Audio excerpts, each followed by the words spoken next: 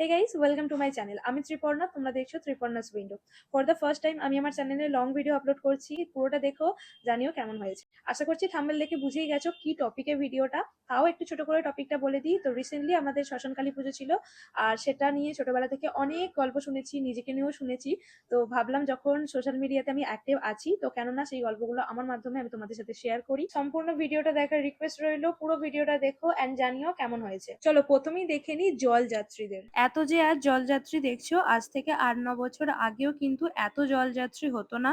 আস্তে আস্তে মায়ের ওপর সকলের ভক্তি বেড়েছে, মায়ের কৃপায় অনেকের মনের ইচ্ছা পূরণও হয়েছে, যার কারণে আস্তে আস্তে এত জলযাত্রীর পরিমাণও কিন্তু বেড়ে গেছে। আর এই যে কোন একটা পুজোর জন্য জলযাত্রীরা জল আনছে, এটা শুনতে হয়তো খুব ভালো লাগে, দেখতেও ভালো লাগে, কিন্তু এটা করা অতটা কিন্তু সহজ না। শেওড়াফুলি থেকে এখানকার ডিস্টেন্স ম্যাক্সিমাম 30 কিলোমিটার, আর এই 30 কিলোমিটার পায়ে হেঁটে জল আনা কিন্তু খুব একটা সহজ কাজ না। আর এখন যে এই ব্যাঞ্জোর গ্রুপটাকে তোমরা দেখতে পাচ্ছ, এটা কিন্তু পুরোটাই মেয়েদের একটা গ্রুপ। এখন আমাদের এখানে মেয়েরা কিন্তু ছেলেদের পাশাপাশি এইসবেও পার্টিসিপেট করছে। এই যে বাজনাগুলোকে দেখছো, এরকম টোটাল 3টে বাজনা করা হয়েছিল, মানে 3টে গ্রুপ ছিল এরকম বাজনার, যাতে জলযাত্রীরা বোরিং ফিল না করে। আর এখান থেকে ভিডিওটা আমি অনেকটা ফাস্ট ফরওয়ার্ড করছি, তার কারণ হলো জল আনার এই ভিডিওটা অনেকটা বড়, আর এটা স্কিপ করতেও মন চাইছে না। আবার পুরো ভিডিওটা যদি অরিজিনাল স্পিডে দেখাই, তাহলে তোমরাও বোরিং ফিল করবে আর ভিডিওটা অনেকটা লং হয়ে যাবে।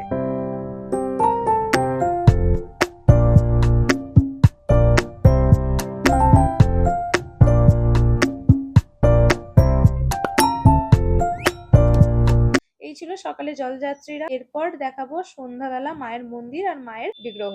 চলো। আমরাও সন্ধ্যাবেলা ওই 8টার দিক করে মায়ের মন্দিরের উদ্দেশ্যে পুজো নিয়ে গিয়েছিলাম। আর এই হলো মায়ের মন্দিরটা, জাস্ট ভিড়টা একবার দেখো। বাবার মুখে শুনেছি এখানে নাকি একটা সময় মানুষ আসতে ভয় পেত, মানে এখন যেখানে এত ভিড়, সেখানে একটা সময় মানুষ প্রায় আসতো না বললেই চলে। আমাদের গ্রামের এখানে একজন আছে, এখন তিনি যদিও বয়স্ক, কিন্তু তখন তিনি একাই মায়ের প্রতিমা এনে বন জঙ্গল পরিষ্কার করে একাই পুজো করাতেন। মাত্র 5 টাকা চাঁদা নিয়ে শুরু করা একটা পুজো এখন 4টে গ্রামের সব থেকে বড় পুজো।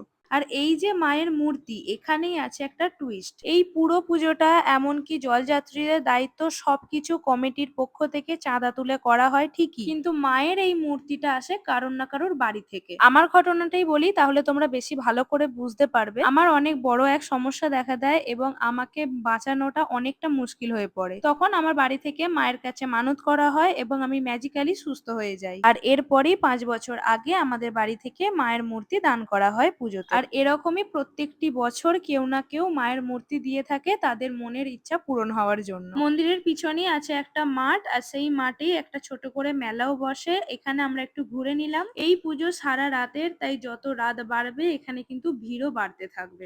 রাত প্রায় অনেকটাই হয়েছিল। বাড়ি ফেরার পথে আমার পছন্দ হয়েছিল চুড়ি। ফাইনালি নিজের জন্য চুড়ি কিনে নিয়ে আইসক্রিম কিনে নিয়ে চললাম এবার বাড়ি। বাড়ি এসেই আগে আইসক্রিমটা খেলাম এন্ড দেন চুড়িগুলো একটু ট্রাই করলাম। আমি কিন্তু খুব একটা ব্যাঙ্গেলস লাভার নয়, কিন্তু তাও আমার এগুলো খুব ভালো লেগেছে দেখে। চুড়িগুলো কেমন লাগলো তোমরাও জানিও।